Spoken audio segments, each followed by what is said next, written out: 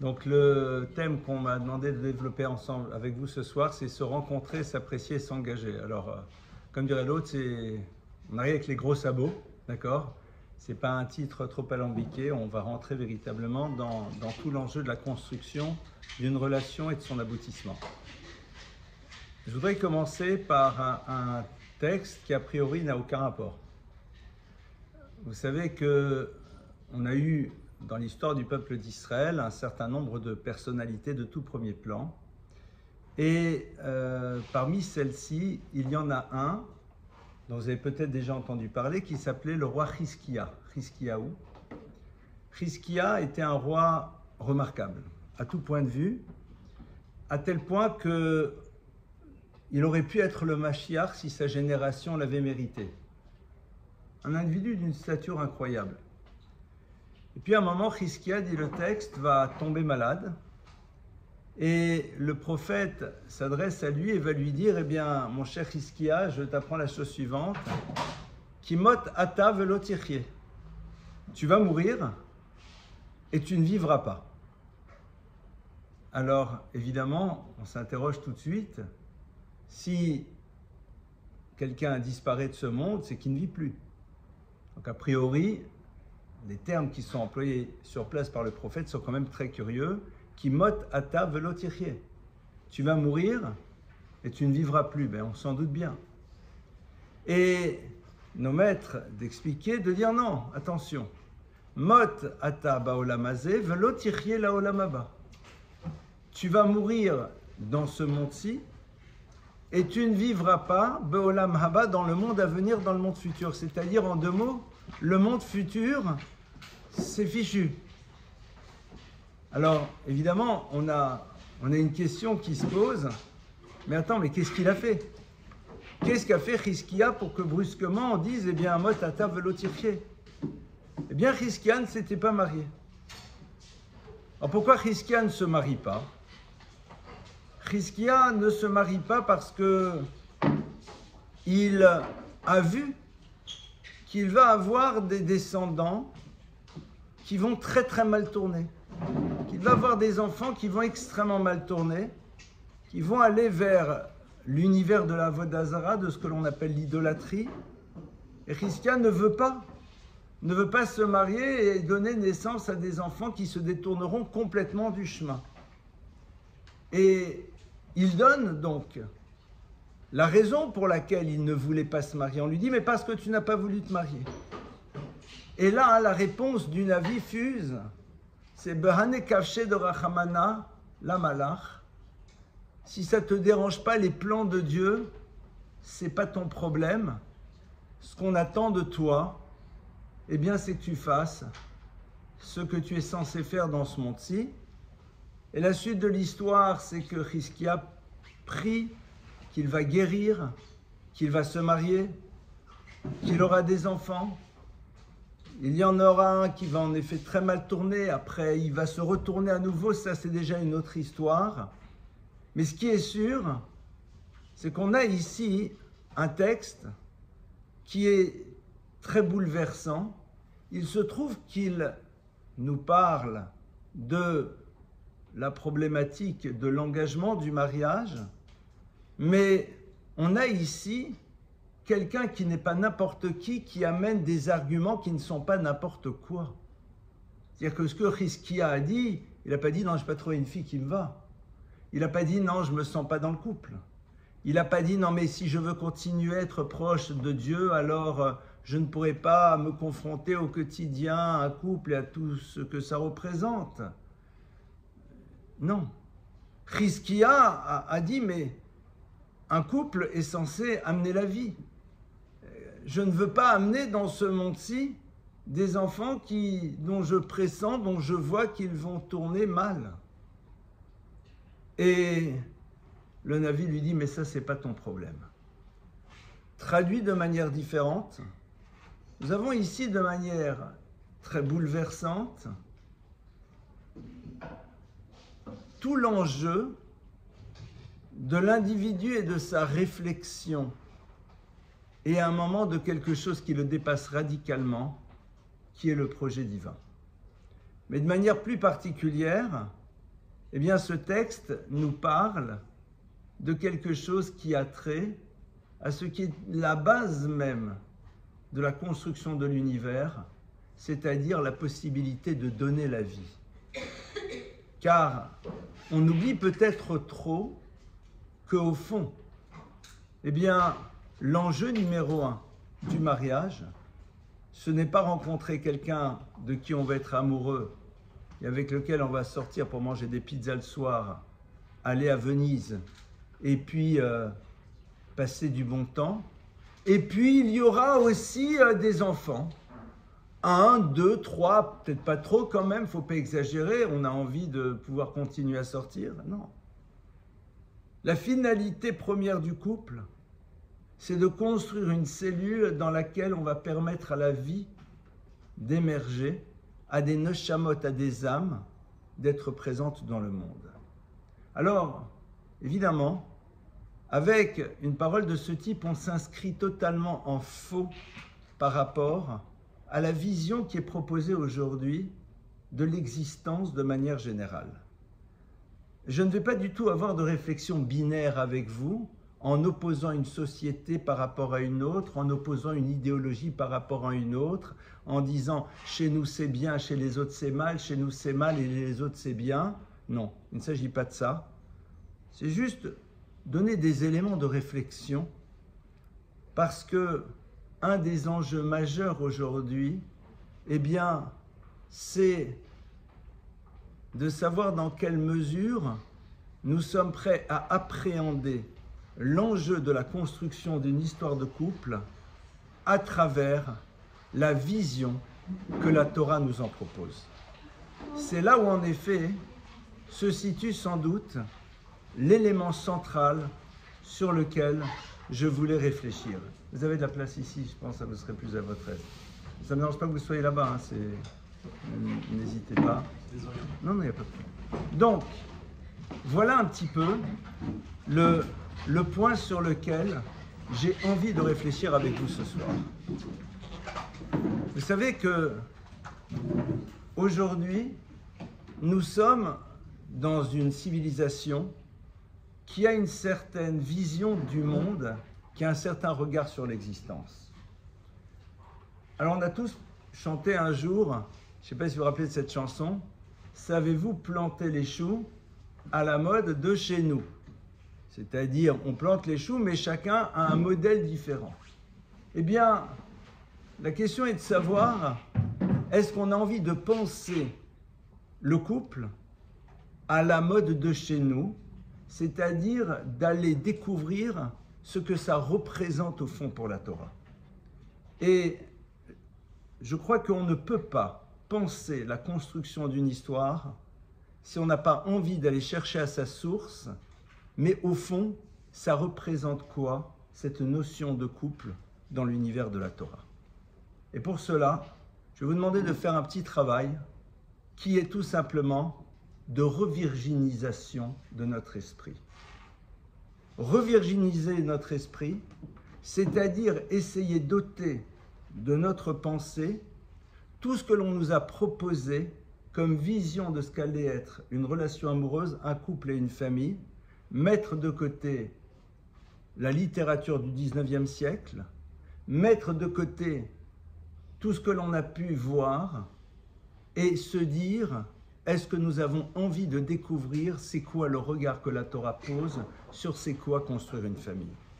Ce travail de revirginisation, il est fondamental parce que sinon, nous allons essayer d'adapter la construction de la famille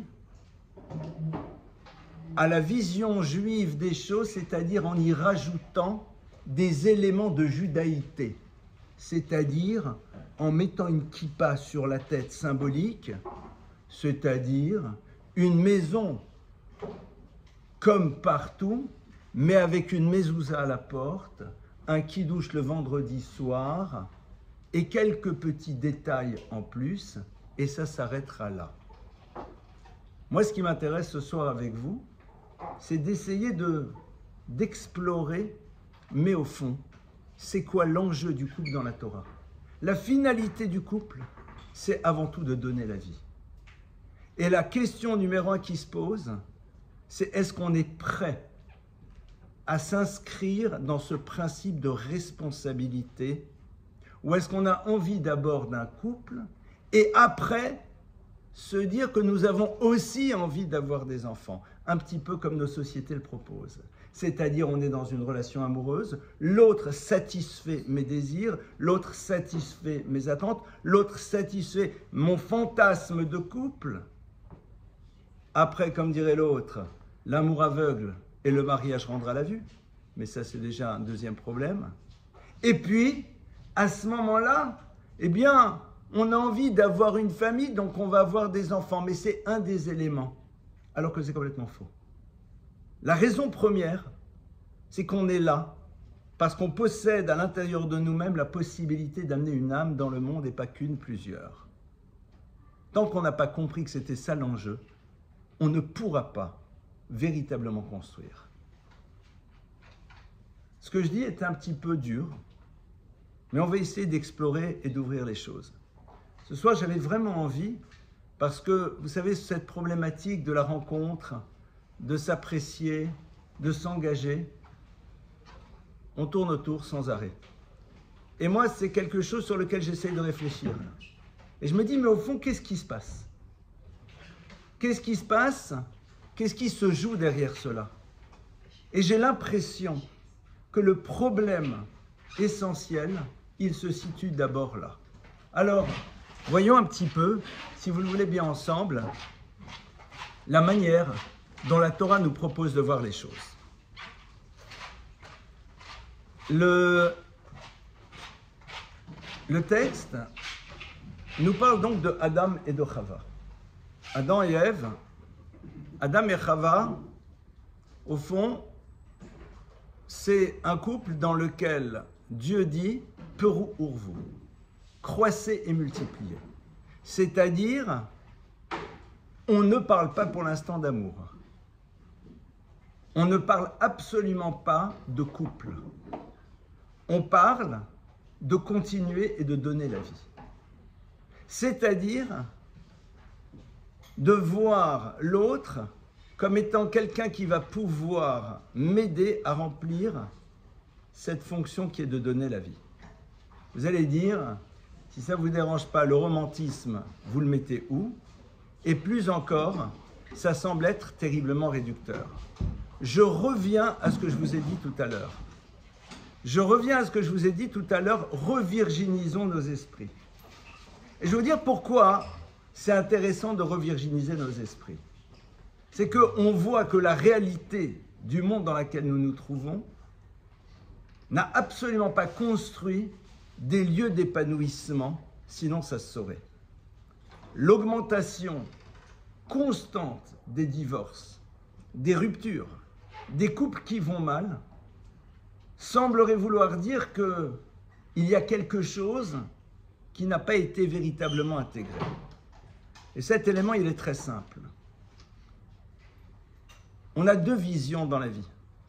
Elles sont complètement opposées l'une à l'autre, et à un moment, il faut faire un choix. Et ce choix, il est simple. Est-ce que je suis la finalité de ma propre existence, ou est-ce que je suis le vecteur d'un projet? Être la finalité de ma propre existence, c'est décider que je suis au centre et que tous les mouvements que je vais opérer ne seront là que pour pouvoir obtenir un bien-être et un mieux-être. Et l'autre que je vais rencontrer, je lui demande de remplir cette fonction, c'est-à-dire de pouvoir m'apporter quelque chose dont j'ai besoin. Première option de lecture. Seconde option, je suis vecteur d'un projet. Et si je suis vecteur d'un projet et que l'on me dit que ce projet, je ne peux le mener seul, alors j'ai besoin de rencontrer cet autre qui a exactement la même préoccupation que moi. Et ça va être quoi ce premier projet? Celui que Dieu assigne à l'humanité, c'est-à-dire d'être à son image, et être à son image, c'est et à la fois créer et en même temps donner. Olam chesed ibané. L'univers a été créé sur ce principe de chesed, sur le principe du don. Et Asher bara Elohim la Asot, tous les vendredis soirs, nous disons Dieu a créé l'univers, la Asot, pour que nous y fassions quelque chose. La notion de Asiya, c'est pour qu'on fasse nous aussi émerger quelque chose. Et la première chose qu'on peut faire émerger, c'est de donner la vie. On peut donner la vie et on peut faire en telle sorte que ceux qui sont déjà en vie et se désirent eux-mêmes de la donner, parce que l'univers dans lequel ils se retrouvent est un univers qui leur donne envie d'être dans ce don. Mais pour cela, il faut d'abord décider soi-même d'inscrire notre vie autour de cela. Et c'est vrai que ça va complètement à l'encontre de la vision que les sociétés dans lesquelles nous sommes nous proposent. Et ce choix, à un moment, on le fait ou on ne le fait pas. Comme je le disais tout à l'heure, on a ici deux systèmes, deux univers, deux visions. Moi-même ou ma responsabilité dans l'univers. À partir de là, on va essayer, si vous le voulez bien, de prendre ce qui se passe en amont de l'histoire. Lorsque Dieu crée l'univers, eh bien, il demande à l'être humain une chose, c'est de préserver l'univers dans lequel il se retrouve. Il y a un texte très intéressant dans le Talmud qui nous rapporte l'histoire suivante. C'est l'histoire comme ça d'un roi qui voit un jour un vieillard en train de planter un arbre. Et ce roi, de le regarder, de lui dire « Mais que fais-tu » Il lui dit « Je plante ». Mais il lui dit « Mais cet arbre, tu n'en profiteras sans doute jamais ». Et ce vieillard de lui dire « Et les arbres dont je profite aujourd'hui ont été plantés par des personnes qui eux-mêmes sans doute n'en ont jamais profité ». Lorsque le peuple d'Israël arrive sur sa terre, si vous regardez, la terre d'Israël est décrite comme étant une terre extrêmement luxuriante. Un lieu dans lequel, eh bien, les arbres, la végétation est incroyable. Et la Torah nous dit, c'est ce qu'on a vu d'ailleurs la semaine dernière, « Une ta'atem koletz machal » quand vous arriverez sur cette terre, vous commencerez immédiatement à planter. Mais pourquoi planter? On a tout ce qu'il faut. Vous allez planter parce que vous savez très bien que ce qui existe à un moment ne sera plus là, et il faudra déjà avoir planté d'autres choses. Traduction. Vous pensez fonction d'un futur et non pas fonction de l'instant présent. Vous pensez, vous investissez fonction de ce qui va être au-delà de votre propre histoire. Intéressant de voir que c'est cela, au fond, que Dieu demande à l'humain. C'est-à-dire de penser ce qu'il va faire maintenant, fonction de ce que cela va produire à terme. Le contraire total de l'égocentrisme, de celui qui au fond est tourné vers lui et qui ne ferait pas d'effort par rapport à quelque chose sur lequel il ne pourrait pas tirer de bénéfice. Or c'est exactement ce qu'on voit aujourd'hui dans le monde de la rencontre. Qu'est-ce que je vais pouvoir avoir de cet autre? Qu'est-ce que cet autre va me donner? Qu'est-ce que cet autre va m'apporter? La seule chose que j'attends de cet autre, moi, c'est qu'il ne soit pas toxique. C'est-à-dire qu'il n'ait pas une personnalité qui pourrait m'empêcher de m'inscrire dans le projet qui doit être le mien. Donc, c'est-à-dire qu'il soit aussi dans cet état d'esprit. La toxicité, c'est lorsque l'individu se voit être au centre de sa propre existence et ne voit l'autre que par rapport à ce qu'il pourra lui apporter et lui donner. Est-ce que cette dimension-là est présente? Après le reste, c'est comme dirait l'autre, une question de feeling, c'est-à-dire, est-ce qu'au fond, je suis content de voir l'autre? Ça me fait plaisir? Alors on avance. C'est un peu radical, mais pour ceux qui voudraient avoir des certitudes absolues, je leur rappellerai une chose qui est un peu difficile à entendre. C'est que tous les couples qui ont divorcé étaient sûrs d'être avec la bonne personne sous la choupa. Tous. Je ne connais pas un couple qui, sous la choupa, s'est dit « Je ne suis pas vraiment sûr que c'est mon conjoint, mais j'y vais quand même. » J'en connais pas. Et si elles existent, ils sont rarissimes. Donc les certitudes ne veulent strictement rien dire. Strictement rien. La Gemara dit, Pouk, Razi, sort et vois ce qui se passe. Vois ce qui se passe. Ezeu Chacham, quel est l'être sage? C'est celui qui apprend de chaque individu et qui apprend des situations de l'existence. La question est de savoir comment est-ce qu'on inscrit cet état d'esprit, comment on dépasse nos peurs et comment à un moment on se revirginise l'esprit. La première manière, si ça ne vous dérange pas, et même si ça fait très rabbin orthodoxe, fermé, extrémiste, j'assume pleinement, surtout que je ne pense pas appartenir à cette catégorie, arrêtons de voir ce qui va à l'encontre de ce que l'on veut construire. La première chose, évidemment, ça va sans dire, mais ça va mieux en le disant, c'est l'univers de la pornographie. Arrêtons de mettre dans notre esprit des images qui vont à l'encontre de ce qu'on est censé construire. La seconde chose, ce sont toutes ces séries qui sont là, qui nous font rêver, en oubliant que la plupart du temps, les acteurs qui jouent ces scènes tellement merveilleuses et belles, dans leur propre vie personnelle, ne sont pas toujours, c'est le moins qu'on puisse dire, en phase avec ce qu'ils incarnent à l'écran. Pourtant, tu l'as joué et répété tellement de fois, tu es censé vivre. Je suppose qu'il y en a qui sont capables, et ils sont sûrement admirables, et ils sont admirables. Parce que je n'ai pas envie de catégoriser, ça serait très bas de gamme, et ça serait inélégant de ma part. Mais néanmoins, déjà, arrêtez de mettre des images dans notre esprit, parce que la vie, c'est pas rejoindre un fantasme, c'est découvrir ce qu'on est en train de construire. On va donc s'arrêter déjà sur ces deux premiers points. Il y a une histoire qui est une histoire vraie. Cette histoire s'est passée un jour avec un maître et c'est une histoire vraie qui a eu lieu. C'était un des plus grands maîtres du Moussar. Un jour, cet homme est là et malheureusement, il a perdu relativement jeune son épouse. Il était veuf. Et un jour, dans la maison d'à côté, enfin, pas loin de chez lui, il entend que quelqu'un qui pleure, ça pleure beaucoup, il sent qu'il y a une agitation. Et il se pose, il va poser la question et on lui dit oui, c'est la jeune fille qui était là-bas, qui n'avait pas 18 ans, elle avait un petit peu plus, qui était fiancée et malheureusement le fiancé a décidé de rompre. Et elle pleure parce que, voilà. Et ce maître dit au père, j'ai peut-être quelqu'un pour ta fille, il faut juste lui dire qu'il est sans doute plus âgé qu'elle, il a déjà des enfants à charge, mais je pense que c'est quelqu'un de bien. Il lui dit, je lui ai demandé. La fille dit, si on me fait rencontrer quelqu'un de vraiment bien, même si j'ai envie de construire.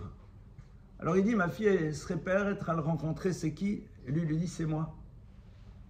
Et lui, c'est pas n'importe qui. C'est déjà une référence. Et alors les gens viennent le voir, lui disent, quoi, tu vas épouser la fille du tailleur? Il la regarde, il dit, quoi, elle n'est pas cachère. C'est quoi le problème? Alors bien sûr, à nous, ça nous semble un peu hallucinant. Mais au fond, qu'est-ce qu'il voulait dire? Il voulait dire, mais expliquez-moi pourquoi non? Si quelque part, on se retrouve dans le même désir, dans le même projet. Si on voit qu'en effet, il y a une parole commune. Si on voit que quand on se voit, eh bien, on est content de se voir.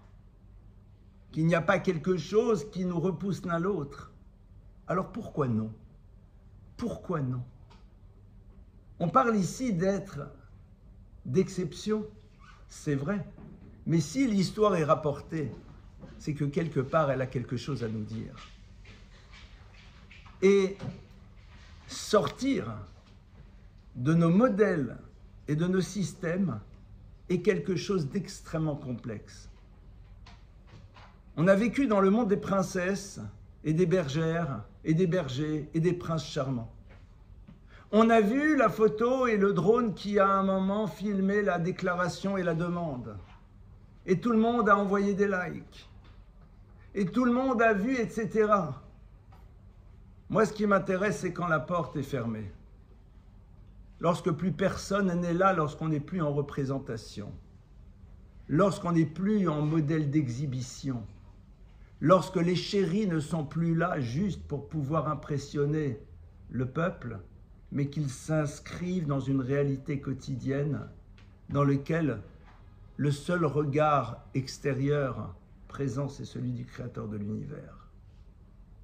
Et ça, c'est quelque chose qu'on est obligé de faire comme travail aujourd'hui. J'ai l'impression que tant qu'on n'a pas fait ce travail de revirginisation de notre esprit, ça va être assez compliqué. Et Poukrasi, sortons et voyons. Il y a tellement de garçons bien, il y a tellement de filles bien. Et pourtant, il y a quelque chose qui bloque. Il y a quelque chose qui fait qu'on n'y arrive pas.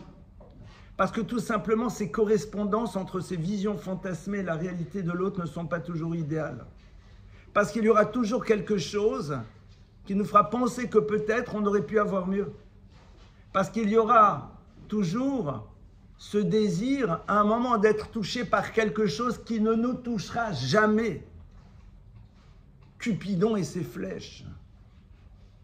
Et lorsque ce sont les flèches de l'amour, eh bien la plupart du temps, j'ai bien peur que amour soit avec un petit A et que c'est bien plus la problématique du désir qui soit présente ou alors d'une relation amoureuse thérapeutique dans laquelle l'autre est là pour nourrir un manque.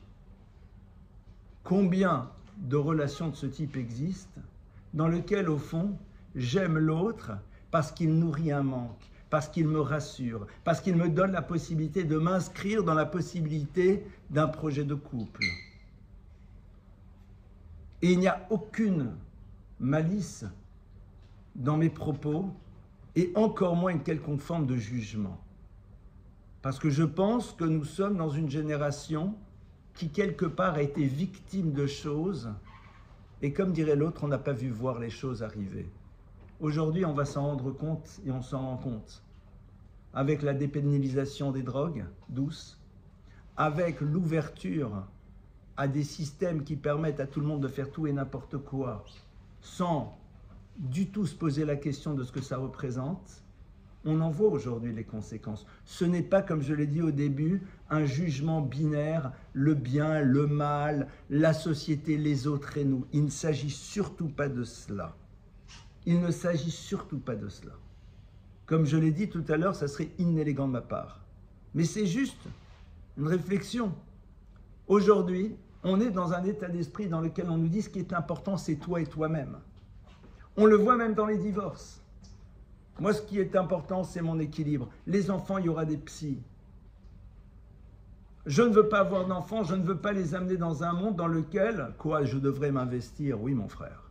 Parce que le coût de l'écologie, on le met de côté. Je ne veux pas les amener dans un univers, les pauvres. J'ai envie de continuer à kiffer ma vie. Sans le citer, mais parmi les grands penseurs français aujourd'hui, ceux qui font des tirages à je ne sais trop combien d'exemplaires, eh bien, bon nombre ne sont pas mariés. Pourquoi? Alors, chacun aura sa réponse et c'est son problème. Mais au fond, s'engager et à un moment renoncer, est-ce qu'on est prêt à le faire? Et c'est pas simple.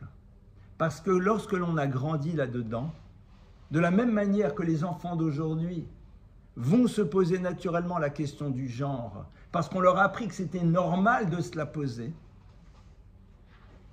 eh bien, de la même manière, on a été imprégné de ça. Maintenant, qu'est-ce que la Torah et qu'est-ce que nos textes nous proposent? Alors, la première chose, je vais le rapporter à travers une histoire qui a eu lieu et qui est vraie. Elle est vraie et elle a eu lieu. C'est quelqu'un qui était voir un jour un maître qui s'appelait le Stapler. Il est parti le voir et lui dit « Rav, c'est marqué 40 jours avant la conception, on dit la fille d'un tel, pour un tel, etc. Moi, ça fait déjà la 25e que je rencontre, elle est où la mienne ?»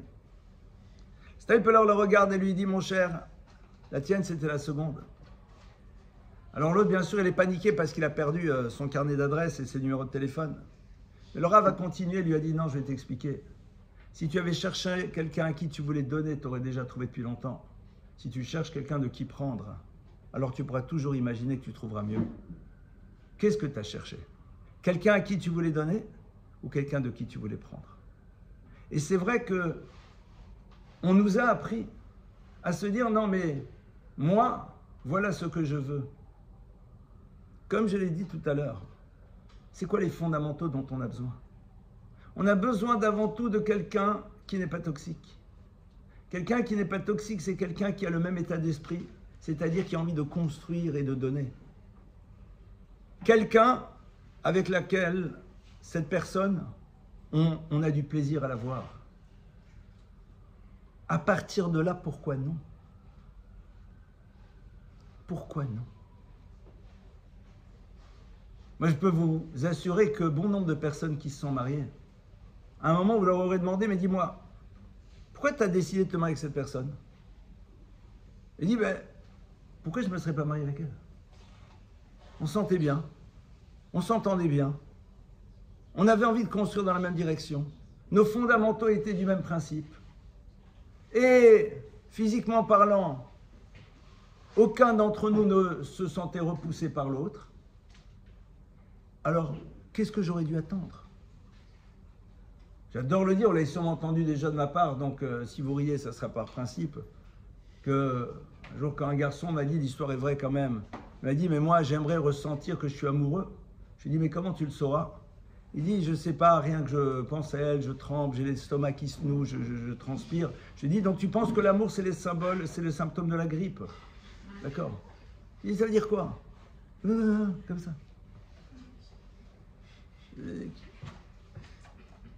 Comment tu sauras? Comment tu peux savoir?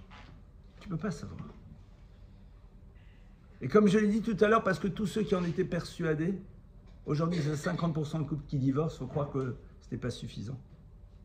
Parce que l'état d'esprit, il est lequel? Est-ce que je veux prendre ou est-ce que je veux donner? Maintenant, quand on va rencontrer l'autre, eh bien, la règle numéro 1, c'est de savoir poser des cadres. Poser des cadres, c'est savoir pourquoi on se rencontre. Pourquoi est-ce qu'on se rencontre? Pourquoi est-ce qu'on se parle? C'est quoi la finalité? Quand on se met en relation de séduction, eh bien, on se travestit. Et c'est normal. Parce qu'on a envie d'apparaître face à l'autre de la manière dont on pense que l'autre aimerait nous voir. Règle numéro 1 de la séduction. Être dans une proposition de soi-même qui peut plaire à l'autre. C'est normal. C'est la raison pour laquelle, depuis tout à l'heure, je ne vous dis pas, il y a marqué dans la Torah. D'accord? Parce que sinon, ça serait un peu angoissant. C'est-à-dire, j'essaye d'être un minima, pas trop inintéressant. Mais la question, elle est de savoir jusqu'à où. Et surtout, à quel moment ce que je suis réellement va émerger. Alors j'ai envie de dire que la première des choses qu'on a envie de voir face à soi, c'est quelqu'un de souriant qui fait attention à lui ou elle. Quelqu'un qui a envie d'être à l'écoute. Point. Le reste, ça sert à rien. C'est-à-dire que on a envie, bien sûr, quand on rencontre quelqu'un, qu'il n'y ait pas d'éléments rédhibitoires. Mais surtout que la personne n'ait pas envie de construire la relation sur quelque chose qui n'est pas l'essentiel de nous-mêmes. Et alors j'arrive avec des gros sabots, et j'ose espérer évidemment ça ne vous concerne pas, mais néanmoins il faut le savoir, ce n'est pas le physique. Parce que si je pense que l'autre a envie d'être dans la continuité de la relation, parce que justement c'est mon physique qui lui plaît, mais ça veut dire que cet autre-là, au fond, m'a défini ce qui était important pour lui. Est-ce que j'ai vraiment envie de me marier avec quelqu'un qui a défini l'élément essentiel comme étant l'attrait physique? Non. Et ça, déjà, il faut se poser la question. Si à un moment, je dis que je n'ai pas envie d'être dans la continuité de l'échange parce que l'autre ne me plaît pas, la plupart du temps, ce n'est pas que l'autre ne me plaît pas, c'est que l'autre ne s'inscrit pas exactement dans les schémas que j'ai décidé d'avoir pour moi. Et posons-nous la question très simplement. Si l'autre allait se retrouver proche de nous, est-ce qu'à ce moment-là, on le repousserait?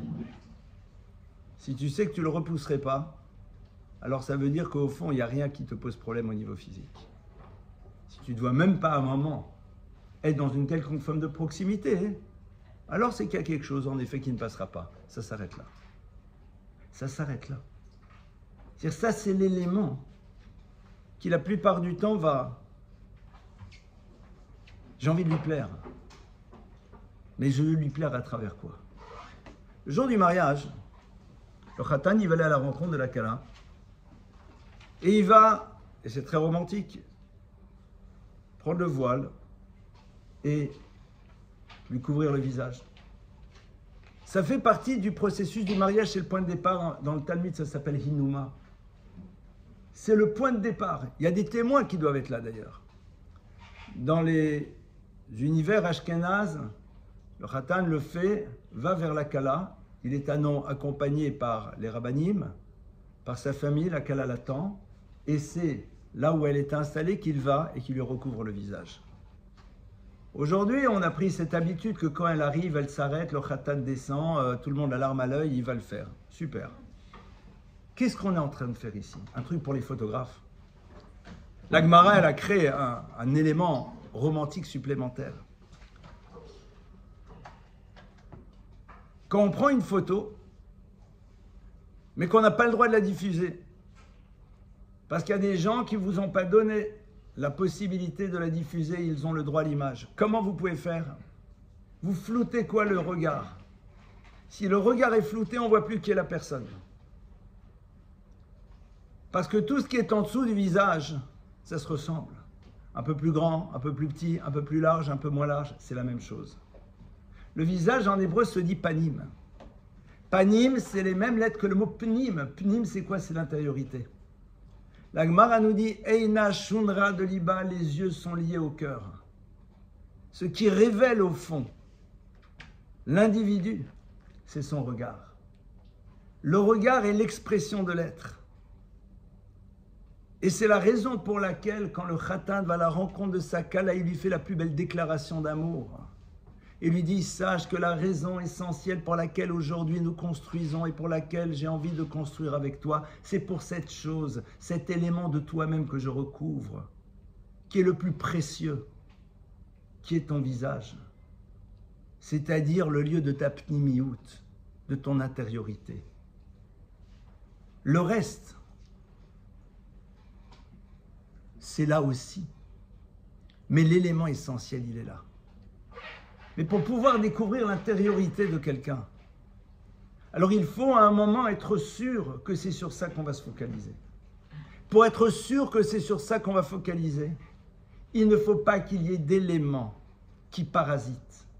L'élément qui parasite, c'est ce qu'on appelle le monde du désir et le monde du contact physique. Cet univers dans lequel, malheureusement, on nous pousse dans une relation à commencer par la fin, F-I-N ou F-A-I-M. Vous l'orthographierez comme vous le désirez. Si la Torah nous a demandé d'être tellement vigilants sur cela, c'est pourquoi? Alors que nous savons que la relation physique dans un couple est fondamentale, qu'elle participe de l'équilibre du couple. Et je ne parle pas juste de la relation d'intimité, du contact. Du contact est quelque chose qui est absolument magique.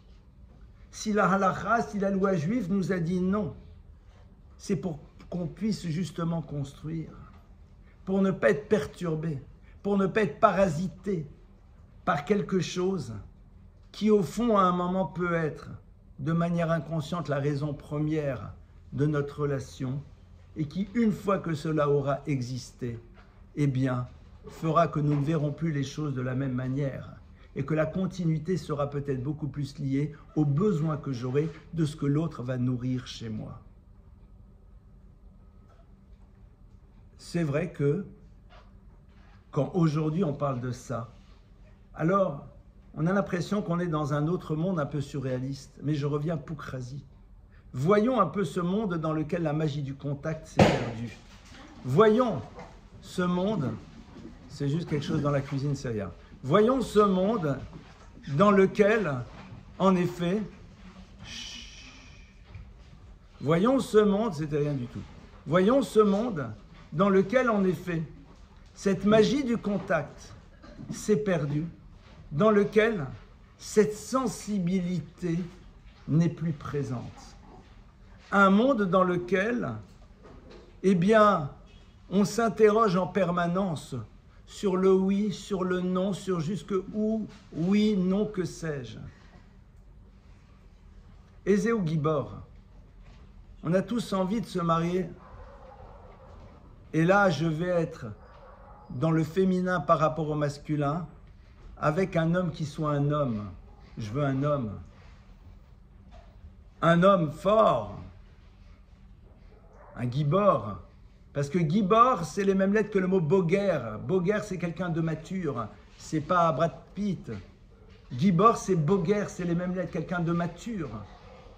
Et Zéo Gibor, disent nos maîtres, à Kovesh et Yitzro, quel est l'homme véritablement fort? C'est celui qui est dans la maîtrise de ses instincts.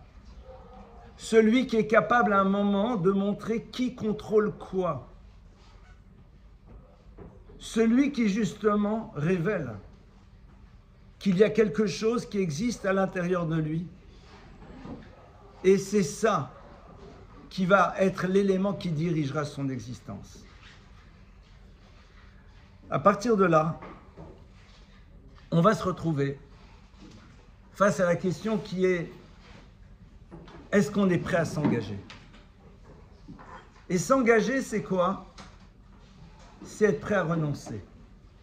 Prêt à renoncer à un monde de célibat dans lequel je n'ai pas de compte à rendre, dans lequel, qu'on le veuille ou pas, je peux profiter de ce que je désire comme je le veux, et c'est quelque part pas désagréable. C'est la raison pour laquelle la Torah nous dit que tant qu'on n'a pas réussi à arriver à cette conclusion, que nous ne voulons plus être dans le célibat, nous ne pourrons pas nous marier. Parce que nous jugerons toujours le futur à l'aune de ce que nous vivons pour l'instant. Est-ce que l'autre va me donner un plus par rapport à la réalité que je vis? Une des raisons majeures des divorces, c'est parce qu'on est dans des études comparatives entre ce que l'on vit maintenant et ce que l'on vivait auparavant. Parce que tout simplement, il existe encore un monde des possibles. Pour la Torah, c'est pas comme ça que ça fonctionne. À un moment, il y a quelque chose qui ne peut plus faire partie de ma vie. Un monde dans lequel je ne me confronte pas à quelqu'un qui m'oblige à grandir. Un monde dans lequel je n'ai pas face à moi quelqu'un, pardonnez-moi l'expression un peu bas de gamme, qui me casse les pieds. Quelqu'un qui m'oblige à faire un effort parce que tout simplement cet autre ne fonctionne pas comme moi. Parce qu'il m'oblige à me dépasser. Parce qu'il m'oblige à faire quelque chose que je n'ai pas envie de faire. Parce que tout simplement cet autre m'aide à grandir. Il n'y a rien de plus étrange pour un homme qu'une femme. Il n'y a rien de plus étrange pour une femme qu'un homme. Il y a quelque chose qui va me dépasser radicalement chez cet autre, qui m'obligera à faire des efforts. Dans un monde dans lequel je ne veux plus faire d'efforts, dans lequel je veux que l'autre s'adapte à ma réalité, dans lequel si les choses ne fonctionnent pas comme je le désire, je me lève et je pars. Est-ce que j'en ai envie? C'est-à-dire, est-ce que j'ai envie au fond d'être vecteur d'un projet? Ce projet, c'est un moi-même amélioré qui pourra apporter plus au monde dans lequel on se trouve, parce que celui qui va m'aider à grandir, c'est mon conjoint et personne d'autre. Personne d'autre. La question, elle est de savoir, est-ce que j'ai inscrit déjà ça dans ma vie pour l'instant? C'est-à-dire, quelles sont les luttes que j'ai déjà construites dans mon quotidien? Quelles sont les choses sur lesquelles j'essaye de faire un travail par rapport à moi-même? Est-ce que j'essaye de me lever le matin même si j'en ai pas l'obligation? Est-ce que j'essaye d'être ordonné même si ce n'est pas ma nature et qu'au fond il n'y a personne qui m'oblige à être ordonné? Est-ce que je m'oblige à manger correctement? Est-ce que je m'oblige à me dépasser? Oui ou non? Parce que ça sera la réalité du couple. Est-ce que j'en ai envie? Tant que dans notre tête, ces choses ne sont pas claires, on ne peut pas construire. Et c'est ce que l'on voit aujourd'hui. La plupart du temps, les relations n'aboutissent pas parce que l'autre risque à un moment de nous causer un problème. Et puis il y a ceux chez qui on ne l'a pas détecté suffisamment tôt et on se marie. Et après, bienvenue au club des gens normaux. Combien de garçons me disent aujourd'hui, mais si j'avais su, j'y aurais pas été. Je lui dis, Baruch Hashem que tu l'as pas su, maintenant tu rentres dans la vraie vie. Maintenant tu rentres dans la vraie vie. Oui, maintenant il va falloir se développer, maintenant il va falloir se dépasser, maintenant il va falloir faire un effort de patience, d'écoute. Oui, Mazal Tov, bienvenue au club.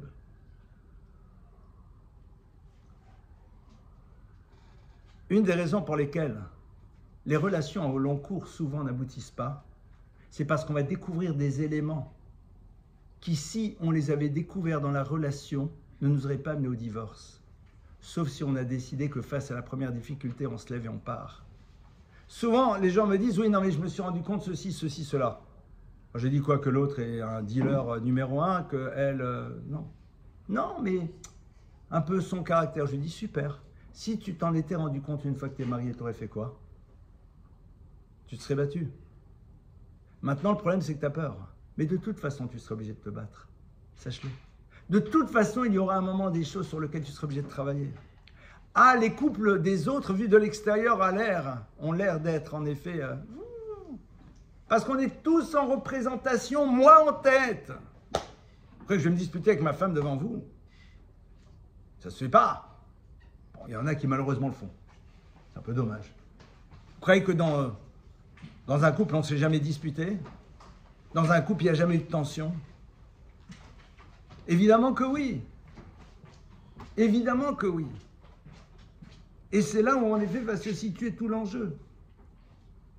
Quel est l'état d'esprit qui va être le tien? Quelle est la manière dont tu as envie de construire? Et à partir de cela, pourquoi non? Il y a une Gemara dans Baba Metzia qui dit la chose suivante. La Gemara nous dit, elle parle du principe de l'acquisition. Comment est-ce qu'on acquiert un objet?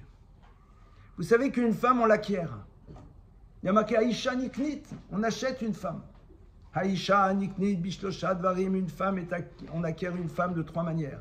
Bekesev, Bishtar ou Bebia, avec de l'argent, ou avec un contrat, ou alors avec une relation intime dans laquelle les deux sont bien conscients qu'elle est là pour consacrer un désir de couple. Alors bien sûr, cette phrase fait la joie des féministes en disant, regardez cette vision totalement machiste du judaïsme. Moi je dis d'abord, les rabbins sont fous, parce qu'il n'y a pas de meilleure manière que de tirer contre soi-même. Tu te tires une balle dans le pied. Surtout que dans la Torah, on ne parle pas de kinyan, on parle de kiddushin, de sanctification. Alors si la Torah elle te parle de sanctification, on parle de sanctification. Ces lunettes-là, si je veux les acheter, je demande à quelqu'un, il me dit je te les vends. Est-ce qu'elles ont la possibilité de me dire non? Elles ne peuvent rien dire. Le jour où elles sont avec moi, je peux en faire ce que je veux. Et elles ne peuvent pas disparaître. Elles m'appartiennent. Une femme, elle peut me dire non. Je n'ai pas le droit de faire avec elle ce que je veux. Et si à un moment je l'embête, elle se lève et elle part. La Gemara, elle te dit qu'une femme, elle peut dire Maïs Salaï, mon mari me dégoûte. Et le Beddin, il entend ça, il oblige le mari à lui donner le divorce. Une femme, elle peut dire mon mari n'a pas de relation avec moi, c'est-à-dire il ne pense qu'à lui, il ne cherche pas à m'épanouir dans l'intimité. Elle peut se lever et partir. Kinyan, ça veut dire quoi? Ça veut dire que cette chose, elle est chez toi, tu l'as acquise. Ça veut dire que tu as une responsabilité colossale. Mais surtout, si j'achète cette chose-là, pourquoi je l'achète? C'est quoi la finalité? C'est quoi le but? Si le but c'était pour toi, elle peut se lever, elle peut partir. C'est parce que c'est quelque chose, c'est un élément qui est fondamental dans ta vie. Et elle va te donner la possibilité de devenir grand. Parce que dans la confrontation que tu auras avec elle au quotidien, elle te permettra de développer tout ce que tu n'es pas encore. Ça, c'est la puissance du féminin. Maintenant, la Mishnah te dit quand tu achètes un objet, eh bien, même si tu as donné de l'argent, l'objet ne t'appartient pas. L'objet ne t'appartient que dans la mesure où tu l'as soulevé. Super. Alors la question, elle se pose de la manière suivante. Moi, je suis parti chez quelqu'un, je lui ai dit, tu sais, je vais acheter cette paire de lunettes. C'est combien? Il me dit c'est 200 €. Je prends les 200 €, je les sors, je les lui mets. Il prend les 200 €. Et je regarde les lunettes. Et puis je me dis non, je veux plus. Elle me dit ah, ça y est. La Michel te dit non. Il doit te rendre l'argent. Pourquoi? Parce que le fait d'avoir donné de l'argent n'a pas fait acte d'acquisition. Ok. Il me rend mes 200, il regarde ses lunettes. La Mishnah là-bas dit, le problème c'est quoi? C'est comment tu vois cette personne qui a donné l'argent et qui, avant de se saisir de l'objet, a dit je veux plus. Et la Mishnah, elle te dit quelque chose de terrible. Elle te dit en vérité, tu as raison, l'affaire n'a pas été faite. Aval Mishe Para, mais Anche Hamaboul. Mais celui qui a fait payer la génération du déluge, celui qui a fait payer les générations de Sodome et Gomorre, lui se fera payer de quelqu'un qui ne se tient pas debout dans sa parole. Qu'est-ce que la Gemara, elle te dit ici? La Gemara, elle te dit que dans la vie, tu peux avoir à un moment décidé d'être dans une démarche et l'autre est persuadé que tu vas aller jusqu'au bout. Et à la dernière minute, tu dis non. Concrètement, tu as le droit. Seulement, il y a marqué que le Beth Din, il vient, il te maudit. Pourquoi ce n'est pas la personne qui est victime qui maudit? On va comprendre. Le Beth Din, il vient, il te maudit. Il te dit, celui qui s'est fait payer de la génération du déluge, de la génération de Sodome et Gomorre, c'est avec lui que tu vas avoir affaire, c'est avec le bon Dieu en direct. Tu as raison, mais on ne peut rien dire. Mais là, maintenant, il va falloir que tu t'expliques avec le bon Dieu. Beth Din me kaleline, klala. Une malédiction, ça vient de la racine kal. Klala, ça vient de la racine kal. Kal, ça veut dire c'est léger. Le Beth Din, il vient chez lui, il va lui dire, tu veux que je te dise qui tu es? Tu es quelqu'un de léger. Tu n'as pas de valeur, tu n'as pas de poids. Parce que tu n'es pas capable d'aller jusqu'au bout. Comment tu oses faire croire à quelqu'un que tu vas lui acheter un objet? Tu lui donnes l'argent. Et à la dernière minute, tu dis non. Ce principe de la Mishnah, il est dans le monde des relations humaines. Ça fait 5 fois que tu le rencontres, l'autre. Tu as déjà commencé à sortir les violons. Et maintenant, tu te lèves et tu dis, non, mais je ressens rien. Non, mais je ne peux pas me projeter. C'est trop bien pour moi. Je peux vous donner le dictionnaire du non-engagement, j'en connais plein des comme ça. En plus, aujourd'hui, on ne le dit même plus, on envoie un SMS. Ça fait plus classe. Parce que je ne vais quand même pas me confronter à ton regard. Parce que je ne vais pas me confronter à ta question dans laquelle tu vas me dire, mais je ne comprends pas, alors ce que tu m'as dit hier, c'était du n'importe quoi. Alors tes déclarations, ça ne voulait rien dire. Alors tu es un escroc, garçon comme fille. Souvent, c'est plus du côté des garçons, malheureusement. Alors qu'est-ce que tu m'as fait croire? Quand tu as cherché à avoir ce contact physique, c'était parce que tu avais envie de quoi? Voir s'il y avait une réactivité des peaux. C'est ça que tu voulais. Ça n'a pas été assez réactif. Houyi paramimi shenomet bedibo. T'es pas honnête, t'es pas debout. C'est-à-dire, à un moment, si on ne pose pas un cadre, eh bien, on ne peut pas construire. On est là pourquoi? Pour voir si en effet, à deux, on a envie de construire une histoire. Et dans ce cas-là, on se pose les vraies questions. Et on se pose des limites. Pour être sûr que le contact physique ne sera pas un élément qui va perturber. Pour être sûr qu'à un moment, je ne vais pas faire souffrir l'autre. Parce que le problème, c'est quoi? Et je le dis systématiquement. C'est que la prochaine fois, est-ce que je serai prêt à avancer encore avec quelqu'un dans la peur de revivre cette souffrance? Quand une fois, tu t'es retrouvé dans une situation dans laquelle quelqu'un t'a sorti les violons, a sorti les billets, a dit ça m'intéresse. Et la dernière seconde, la personne, elle a dit non, je veux plus. Alors le prochain qui va arriver et qui va recommencer à faire la même chose, tu n'as pas envie de ressouffrir à nouveau. Tu te protèges. Et l'autre va dire non, mais je sens qu'émotionnellement parlant, ce n'était pas ouvert. Mais c'est sûr, l'autre se protège. Mais c'est qui le responsable? Le responsable, c'est la première personne. C'est la personne qui dit, mais vous comprenez, bon, ça va. Quoi, ça va? Non, ça va pas. Ça va pas. Est-ce que tu réfléchis à la dimension impliquante des choses? Est-ce qu'on réfléchit qu'à un moment, les histoires, elles laissent des traces?